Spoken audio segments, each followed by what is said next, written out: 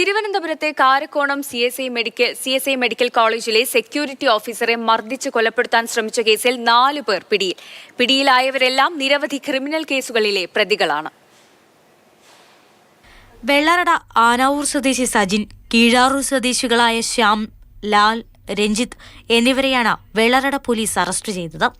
കേരള പോലീസിൽ നിന്നും വിരമിച്ച ചെങ്ങന്നൂർ സ്വദേശി പ്രസാദ് കാരക്കോണം മെഡിക്കൽ കോളേജിൽ സെക്യൂരിറ്റി ഓഫീസറായി ജോലി ചെയ്യുകയായിരുന്നു.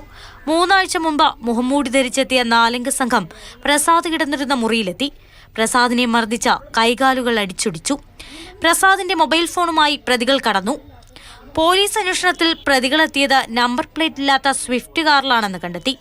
100ഓളം CCTV ദൃശ്യങ്ങൾ പരിശോധിച്ച കാറുടമയിലേക്കെത്തി.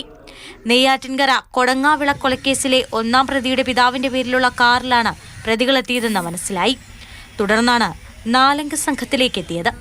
കേസിലെ 1-ാം പ്രതി സജിന്റെ സഹോദരന് പ്രസാദിനോടുള്ള വൈരാഗ്യമാണ് വധശ്രമത്തിൽ കലാശിച്ചത്. കൊലക്കേസിലടക്കം പ്രതികളായവരാണ് പിടിയിലായവർ. 4 പേരെയും കോടതിയിൽ ഹാജരാക്കി റിമാൻഡ് ചെയ്തു. മാതൃഭൂമി ന്യൂസ്, തിരുവനന്തപുരം.